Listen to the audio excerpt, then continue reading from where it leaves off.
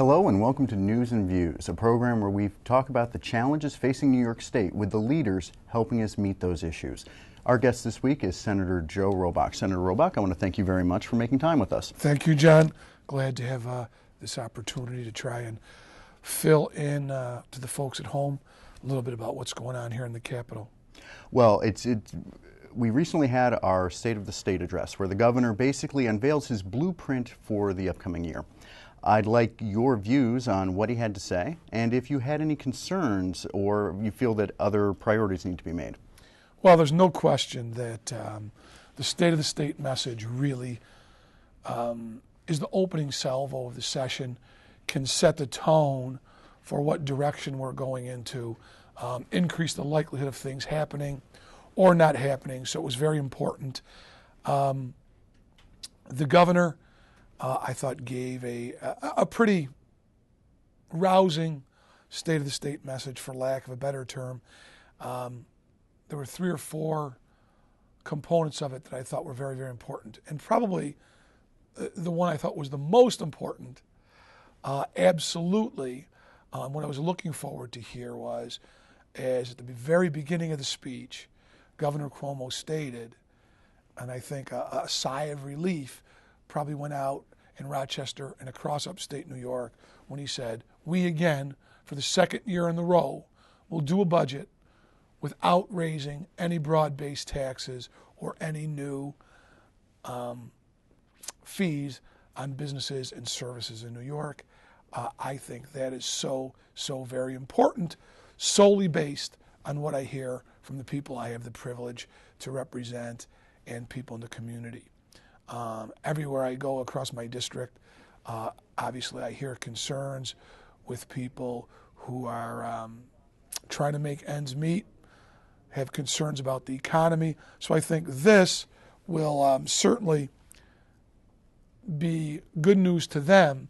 But I also think the other part of, again, 2 years in a row, setting the tone of no new taxes of any kind will also hopefully make the ground more fertile for economic development, job creation, and send that message to small business, big business alike, that we really are listening, responding, and moving in somewhat of a different direction. That we in the state, even with a smaller surplus, this year they're estimating that surplus might be deficit may be about $2 billion. We're going to close that by really tightening our belt, making tough decisions, just like if we were doing a family budget, rather than try to pass that on or raise revenues. I believe the governor will stick to that. I know he will have the support of the Republican Senate majority, which predominantly is from upstate New York, and we hear what people are saying where we live. I just think that has to happen. We were able to do that with a $10 billion hole last year, which I think surprisingly, but rightfully so, was done.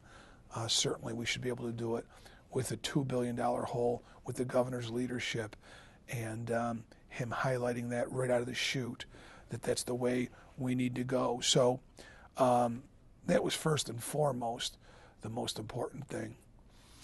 Also of great interest to me, and I believe the people I represent, the governor talked about big spending areas, Medicaid, past $45 billion, K through 12 education, $25 billion in our budget, billion with a B, important areas, but very big areas. And he talked about how New York leads the nation in our commitment and spending on K through 12 education.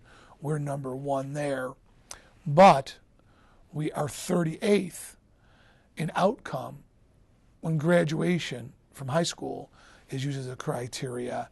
And so I like the very pragmatic approach of that. That's not a good statistic. That's something that we definitely have to work on, and that's everybody together. Teachers, administrators, parents, everybody, to make sure kids are taking advantage of what we have, and then our role as the legislature collectively working with our folks in school districts, school boards, everyone in the process, educators, is to make sure we're spending that money in the most optimal way, again, with the focus being solely student outcomes and achievement. But everybody has a part in that. We can no longer say, I'm committed. Education is so important. I talk about it lovingly. My experience with predominantly immigrant grandparents who did not have, some didn't even have high school educations, let alone advanced degrees. Certainly, fortunately for me, along with my parents, said, the great equalizer, the way you can better your life is through education. And, that idea is what not only propelled me through high school, but really allowed me to get my college degree and then even a postgraduate master's degree. We need everybody to be sending that message, and good opportunities for kids, no matter what part of the state they grow up in, to go through and excel. So the governor is really going to be focused on that. He's going to be trying to put panels and other things together of a variety, a diverse group of experts and community. I'd like to participate in that because student outcome is very, very important. Again, we're spending $7,000 per student above the national average, not only for my love of students, but for that gigantic amount of public dollars. We should make sure that's utilized in a way that's best for all those students. And then lastly, the other area that I was very, very interested in, having worked somewhat in the public safety, criminal justice arena prior to coming here, and still continuing to work with a lot of crime victims and their families. The governor talking about expanding the DNA database to all people who get involved in the criminal justice system. Right now, only about half the people who are arrested get put in the DNA data bank. The governor talked about putting everyone in there, everyone convicted of a crime. I think that's a very prudent move, a logical one. DNA today is really just the fingerprint of the 60s or 70s.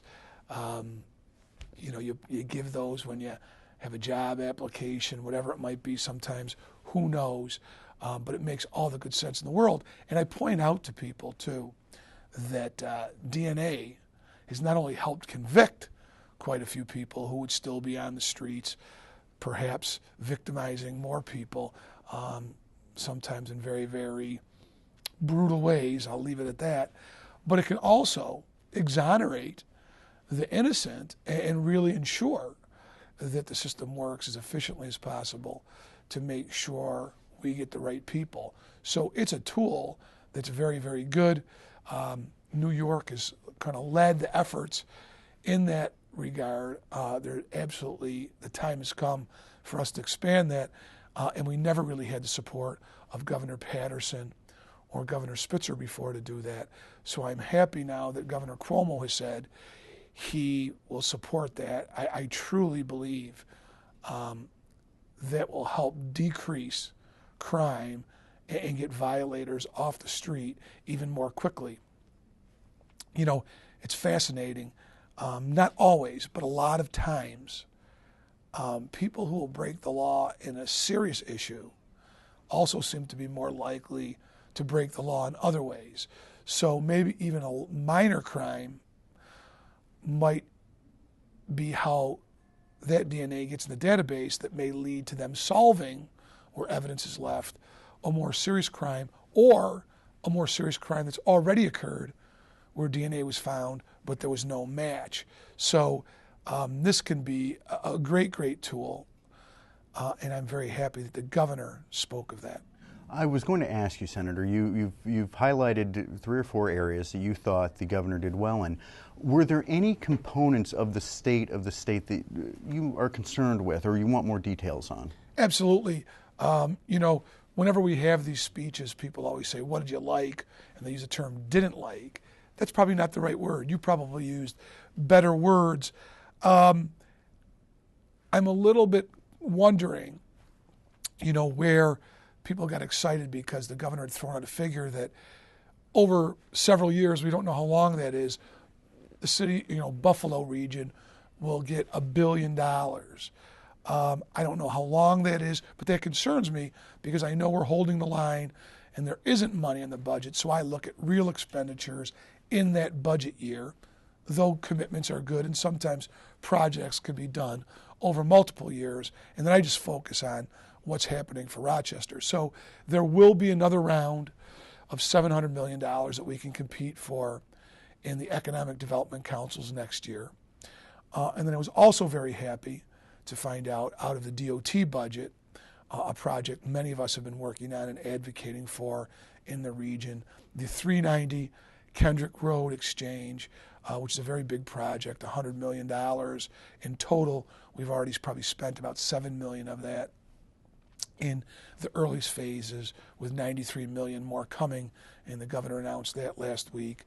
That will not only help the 390 corridor and alleviate a lot of traffic surrounding that, especially Elmwood Avenue and other areas that are very congested right now, for a good reason, due to the expansion of the medical center, the medical corridor that's been developed, the U of R expanding, Strong Hospital, many other things that have kind of rippled off that in a good way in those areas, and even heading back west towards the city.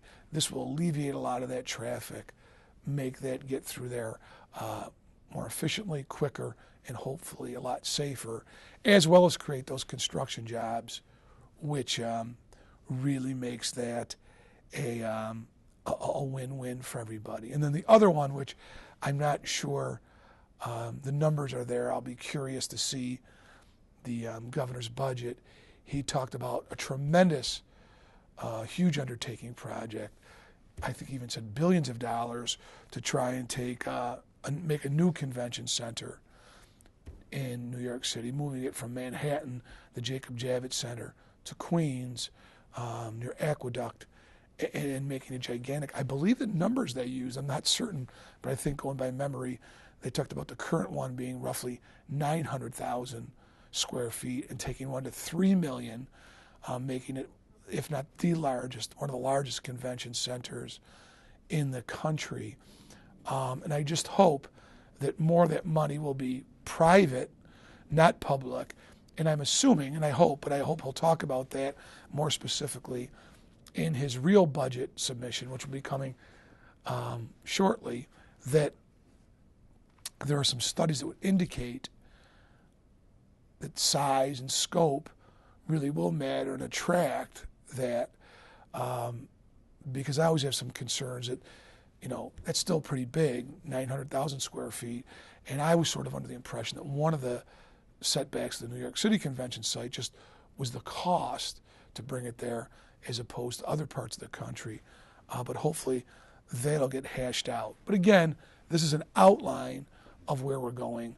Now when the governor gets his specific details, that's really where the rubber meets the road, as they say. Now we'll see if there really are no proposals, and I don't believe there will be, to raise any new taxes or fees. What will be done for more accountability in education, how we'll expand the DNA database, what that will take, if it'll come out of existing DCJS money, where it will come, where money will be going to other regions, or if it will be competitive, if there is seed money to make public-private partnerships to do some of these other things, and then we'll move from there. Well, Senator Robach, we will be following up with you in the upcoming weeks as the governor unveils his budget and you go through that negotiation process. I want to thank you very much for your time. Thank you, John. And we'll see you soon.